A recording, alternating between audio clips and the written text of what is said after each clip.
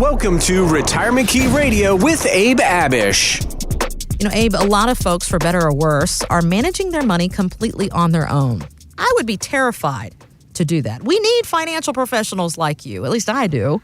I don't know. Do you think some people can manage it on their own okay? Some can. I would think most kind of choose not to just because a lot of times we don't know what we don't know. Right. You know, I mean, think about going to a heart surgeon, an accountant, an estate planning attorney, a doctor, whoever. I mean, these professionals often know much more about their category of knowledge and expertise than we do. So why risk your retirement trying to do it on your own, because there's probably some things that you are unaware of. Meeting with a financial professional, we can bring those things to your attention. So what I did recently is I hit the streets, Abe, and asked a few folks what the number one question they would ask, whether they have a financial professional in their life or not, what the number one question they would ask said professional if they had the chance at that moment. And this is what they had to say. You know, will the rules change? I'm planning for what the status is right now. I just hope it doesn't change drastically. The number one question I have about retirement is having enough money to last until I no longer need it, which means, you know, if I live long enough, I may outlive my savings. Abe, you've been helping people in and near retirement for well over 17 years, just yourself. When you sit down with someone for the very first time, what is the question that you hear most often? A lot of people want to know, Kristen, that they just are going to be okay. And I think what is included in that question, I want to be okay, is knowing whether they have saved enough and knowing whether that money that they've saved today is going to last them the next 20, 30, 40 years. So that is the number one concern. People fear running out of money before they die more than dying. Oh my gosh. So yes, that is a huge concern. The number one concern of all retirees is outliving their money, that they will live longer than their money will. And that's one of the big things that we help our clients with, is creating retirement income plans. And so you almost have to have, if you haven't had it already, a mindset switch or shift, right? Because all we've ever known working for 20 to 40 years is work our butts off, especially in this DC metro area, right? Commutes are long, traffic is terrible. We're working our butts off to make sure we have done enough for ourselves and our families. And so we're in growth mode. We're in accumulation mode, making sure we're putting enough money into our accounts and getting good returns and so forth. And very little thought and planning is done on making sure this money can come out every year and every month the rest of our life and last as long as we do. Well, we just met recently with a gentleman. He's a little bit on the younger side for our clients. He's 55, turning 55 in January. And he lives in Great Falls, done extremely well for himself. He's owned an IT company for the last 20 or 30 years. Got to be a smart guy to own an IT place. Yeah, that stuff is way over my head. And he has sold it, and he's in the middle of being paid out what the business has sold for over the next 4 years. Okay. So he's going to receive a few million, a little over $3 million from the business sale proceeds, and he's already saved over $4 million. And he's only 55. Good for him. So basically in the next, 4 or 5 years, he's going to have over $7 million or so to work with, which is a good chunk of change. And we have to do things seriously wrong to mess that up. Okay. Well, good. Pressure's off a little bit there. Pressure's off a little bit. If you lose $1 million, okay, you get 6. But you know what? Most people don't have $7 million saved. Most people in this area, what we find is that they have about $1 million to $3 million. A lot of people in that range. You lose $1 million, you lose $500,000, and you have $1 million, $2, $3 million. Man, that really hurts. Well, this gentleman, because he's still working another 4 years, really hadn't had this mindset switch until we started going through the whole income plan. And I said, well, look, you've got $1.5 million in stocks, and you've got $2 or $3 million he's using crowdfunding and lending vehicles, alternative vehicles for some of that money. He's using alternative vehicles. He's got a high risk tolerance right now, and all he's thinking is growth. Matter of fact, he told me his risk tolerance is extremely high. But he hadn't really thought about that in 4 or 5 years, all this working income is going to totally stop. He's going to be fully retired the rest of his life. And now income has to be generated from all these investments.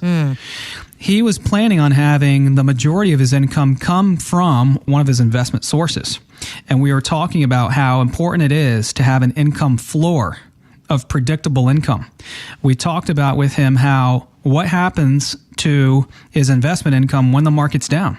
Are you really going to pull money out of your SEP IRA and your 401k when the market's down? Well, if you can avoid it, probably not, right? So where else do you go? And so we were talking about investment diversification, income diversification, not having all your income streams coming from one basket. Okay. And so it's like he had this almost awakening right in the middle of our appointment. And he's like, you know what? I never thought about it that way. I never really thought about my retirement plan that way. So he had that mindset shift right in the middle of our meeting. It was pretty cool to see because he got it.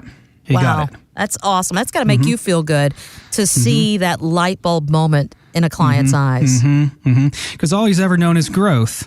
4 or 5 years from now, he's basically going to be in the income phase of retirement. He's not going to be working anymore. Yes, we need to grow his money, and growth of his investments is really important, especially for a 60-year-old with potentially 30 to 40 years ahead of him. But so is income. And we can't ignore income if you're now not working. We need income to come from the investments. So he needs a combination of both growth and income in his portfolio, and that's exactly what we told him and showed him how we can help him with. It also points out that it doesn't matter if you have $500,000 saved for retirement or over $6 million. Eventually, we all have that same concern. Am I going to have enough money to pull it all off? Where am I pulling that money from? How do I draw income in retirement? Connect anytime at retirementkeyradio.com. Fidelity is saying that 55% of their customers who've been retired for about a year still haven't bothered rolling over the money in their 401k accounts. And I bring up this fact because the other day, the team was telling me that you helped a lady in the office who had a lot of different retirement accounts in a lot of different places, help her really get organized and have a better plan of attack on all of this. Tell us her story. Man, this one was a doozy. This lady is 75 years old. She lives in Haymarket, Virginia.